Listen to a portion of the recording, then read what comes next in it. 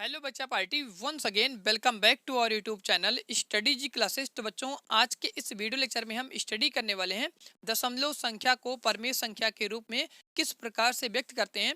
तो प्यारे बच्चों, अगर आप सभी लोगों ने अभी तक इसका प्रीवियस वीडियो लेक्चर नहीं देखा है, उसका लिंक आपको इस वीडियो के नीचे डिस्क्रिप्शन बॉक्स में मिल जाएगा, जिसमें बच्चों मैंने आप सभी लोगों को बताया है कि दशमलव प्रसार क्या होता है। साथ साथ बच्चों उसी वीडियो लेक्चर में मैंने आप सभी लोगों को ये भी बताया कि शांत संख्या क्या होती है और अशांत संख्या क्या होती है, शांत संख्या और अशांत संख्या की पहचान किस प्रकार से करते हैं। तो इन सभी वीडियोस का लिंक आपको इस वीडियो के नीचे डिस्क्रिप्शन बॉक्स में मिल जाएगा, आप जा करके वहां से अच्छी तरह से स्टडी कर सकते हैं।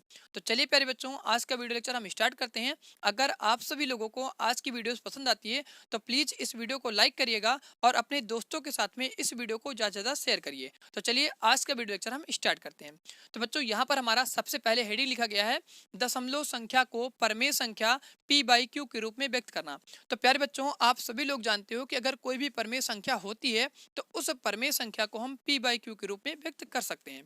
तो बच्चों अब हम यहाँ पर सबसे पहले देखने वाले हैं इसका बेसिक कंसेप्ट। तो बच्चों इसका जो बेसिक कंसेप्ट है वो स्टेप बाय स्टेप यहाँ से लिखा गया है और बच्चों यहाँ पर हमारा एक एग्जाम्पल लिखा गया है। जैसे जैसे हम इसके स्टेप को समझते जाएंगे उसी प्रकार से इस क्वेश्चन को यहाँ पर सॉल्व करते जाएंगे। अगर वीडियो में आपको कोई भी फिर भी डाउट होता है तो नीचे कमेंट बॉक्स में कमेंट करके जरूर बताइए।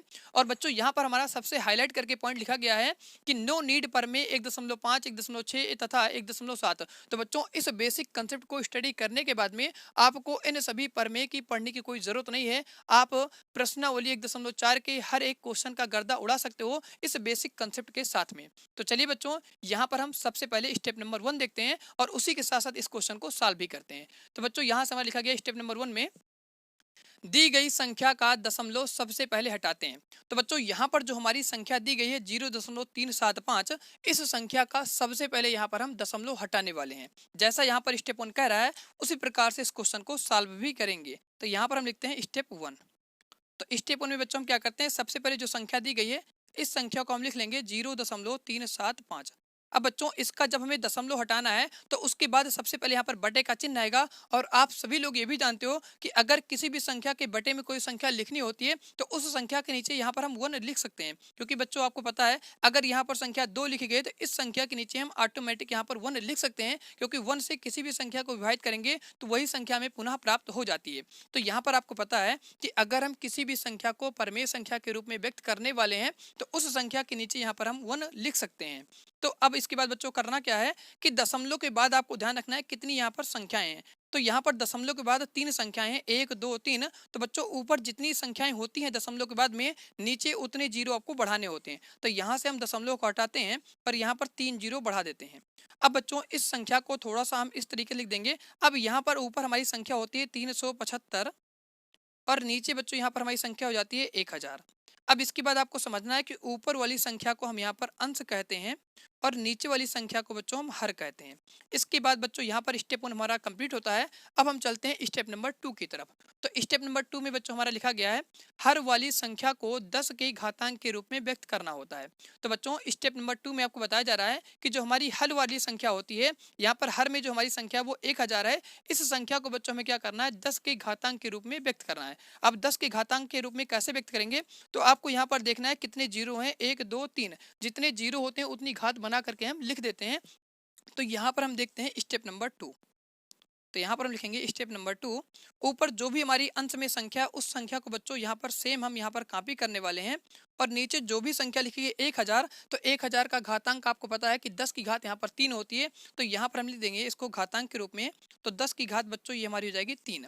इसके बाद बच्चों यहाँ से हमारा स्टार्ट होता है स्टेप नंबर 3। अब स्टेप नंबर 3 में क्या करते हैं, तो यहाँ पर लिखा गया है 10 को अभाज्य गुणनखंड 2 की घात n और 5 की घात m के रूप में व्यक्त करके लिखना होता है, जहां n और m कोई भी धनात्मक पूर्णांक है। तो बच्चों इसमें बताया जा रहा है कि जो भी हमारी यहाँ पर संख्या है ब्रैकेट के अंदर में 10, इस संख्या को अभाज्य गुणनखंड के रूप में व्यक्त करके लिखना होता है। और साथ साथ बच्चों यहाँ पर बताया गया है कि जो भी हमारी 2 की घात n होती है और 5 की घात n होती है, n और m हम बच्चों हमारे क्या होते हैं, कोई भी धनात्मक पूर्णांक होते हैं।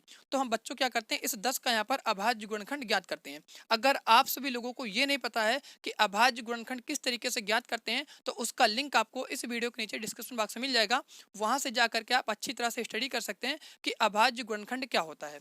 तो बच्चों यहाँ पर हम सबसे पहले बनाते हैं अभाज्य गुणनखंड का चिन्ह। तो ये जो बच्चों हमारा चिन्ह होता है इसे बोलते हैं अभाज्य गुणनखंड का चिन्ह। अब किसका अभाज्य गुणनखंड ज्ञात करना है? 10 का।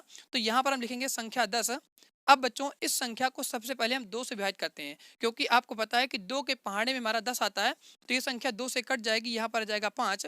अब बच्चों आपको पता है कि जो हमारी संख्या 5 है वो हमारी क्या है? एक अभाज्य संख्या है। तो अभाज्य संख्या से कटती है, तो यहाँ पर हमारा जाएगा 1। तो बच्चों यहाँ पर हमने 10 का अभाज्य गुणनखंड ज्ञात कर लिया। तो इसका जो अभाज्य गुणनखंड होता है वो 2 गुणे 5 होता है। इधर बच्चों जो हमारी संख्या आती है वो हमारी अभाज्य संख्या होती है, तो इसको जब हम गुणा के रूप में लिखते हैं तो ये बच्चों हमारा रूप कहलाता है अभाज्य गुणनफल रूप। तो हमने यहाँ से बच्चों 10 का अभाज्य गुणनखंड ज्ञात कर लिया। अब 10 को हटा करके हम इस तरीके से लिख सकते हैं। तो यहाँ पर बच्चों हम आगे इसी को इस तरह से व्यक्त करने वाले हैं। तो यहाँ पर हम लिखेंगे 375 बटे 10 की जगह बच्चों हम क्या लिखेंगे? 2 गुणे 5। तो यहाँ पर हम लिखेंगे 2 गुणे 5 और पूरे की घात बच्चों हमारी यहाँ चल रही है 3। अब इसके बाद बच्चों हम क्या करते हैं, जो भी यहाँ पर हमारी घात है उसको हम यहाँ पर अलग अलग संख्या को दे देंगे। तो यहाँ पर आगे लिखेंगे, इसके बाद बच्चों यहाँ से हम लिखेंगे 375 और यहाँ से हमारा हो जाएगा 2 की घात 3 गुणे यहाँ से हो जाएगा 5 की घात 3। अब बच्चों ये आपने एक बहुत छोटी क्लास में क्लास 9 में फॉर्मूला पढ़ रखा है कि अगर पूरे की घात मान लो यहाँ पर कोई संख्या है a और दूसरी संख्या यहाँ पर b है और पूरे की घात यहाँ पर m है, तो इसको बच्चों आप इस तरीके लिख सकते हो, a की घात यहाँ पर m हो जाएगा गुणे b की घात यहाँ पर m हो जाएगा। इस तरीके से आप इसको लिख सकते हो। ये हमारा क्लास 9 का फार्मूला होता है जब हमने चैप्टर नंबर 1 के बारे में स्टडी किया था। तो बच्चों ये फार्मूला आपको नोट कर लेना साइड में। अब इसके बाद बच्चों यहाँ पर चलते हैं स्टेप नंबर 4 की तरफ। तो स्टेप नंबर 4 में आपको बताया जा रहा है कि यदि अभाज्य गुणनखंड 2 की घात n गुणे 5 की घात m के रूप का होता है तो दी गई संख्या शांत होती है। तो प्यारे बच्चों आपको इस बात पर फोकस करना है कि अगर हम किसी भी संख्या का अभाज्य गुणनखंड ज्ञात करते हैं तो उसका अभाज्य गुणनखंड 2 की घात n और 5 की घात m के रूप का होता है, तो वो संख्या बच्चों हमारी क्या होती है? शांत संख्या होती है। तो बच्चों यहाँ पर आपको 2 की घात n और 5 की घात m पर ध्यान रखना है। तो यहाँ पर आप देख रहे हैं कि 2 की घात हमारी कितनी है? 3 है और यहाँ पर 5 की घात कितनी है? 3 है। तो ये बच्चों हमारा इस रूप का है। तो इस संख्या को हम कह सकते हैं कि ये जो हमारी संख्या है ये कैसी है? शांत संख्या है।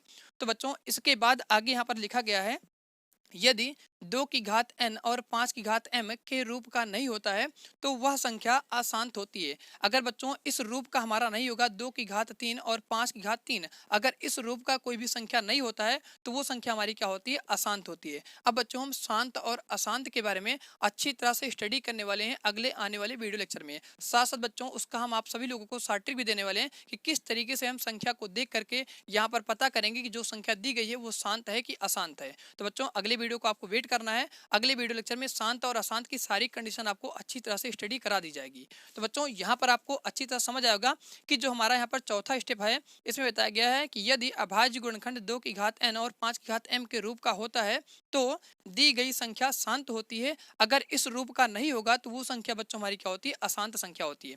तो यहाँ पर आपने बच्चों इसको कर लिया है। तो आप देख रहे हैं कि जो हमारी यहाँ पर अभाज्य गुणनखंड नीचे संख्या आई हुई है वो 2 की घात यहाँ पर n के रूप में है और 5 की घात m के रूप में है। अब बच्चों यहाँ पर कोई जरूरी नहीं है कि 2 की घात यहाँ पर 3 हो और 2 की घात यहाँ पर वो सॉरी बच्चों यहाँ पर 5 की घात 3 हो। यहाँ पर ऐसा भी हो सकता है कि 2 की घात यहाँ पर 2 हो सकती है गुणे 5 की घात यहाँ पर 3 हो सकती है। घातांक से आपको कोई लेना देना नहीं है।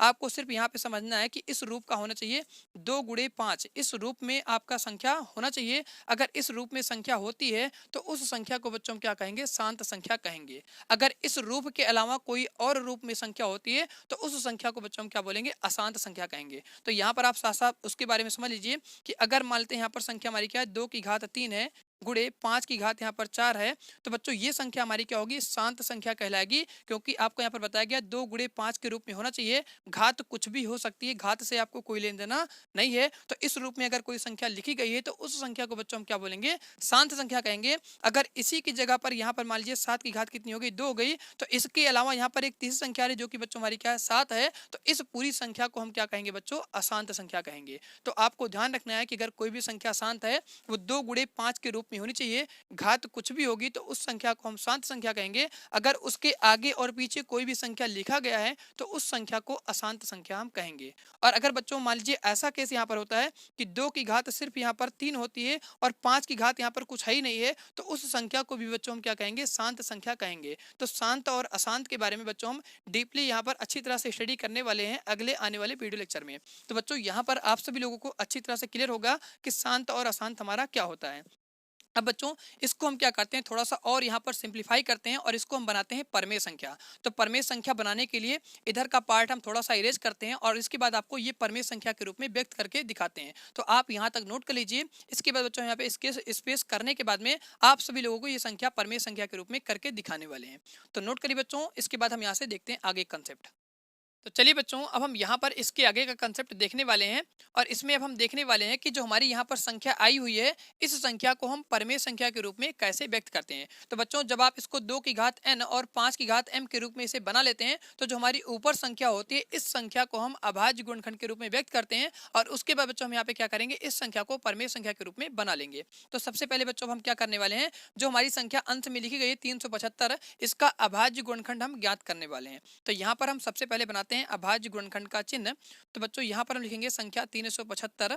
अब बच्चों आप देख रहे हैं कि इस संख्या के अंत में जो हमारी संख्या है वो 5 है। तो अगर संख्या अंत में 5 होती है तो आपको पता है या तो संख्या 3 से कटती है या तो संख्या 5 से कटती है। तो सबसे पहले बच्चों हम क्या करते हैं, इसको 3 से विभाजित करते हैं। तो यहाँ पर हम 3 से काटेंगे तो 3 एक कम 3 हो जाएगा, 3 दूनी 6 हो जाएगा, 3 पचे 15 हो जाएगा। तो बच्चों ये संख्या हमारी 3 से पूर्णतः कट जाती है। कटने के बाद जो संख्या हमें प्राप्त होती है वो 125 मिलती है। अब आपको पता है कि यहाँ पर इसके अंत में क्या है, 5 है, तो ये संख्या 5 से कटेगी, 3 से नहीं कटेगी। तो बच्चों इसको हम यहाँ पर 5 से विभाजित करेंगे तो यहाँ पे संख्या आ जाएगी 25। अब अगेन बच्चों 25 जो होगा हमारा ये 5 से कटेगा तो यहाँ पे संख्या आ जाएगी 5।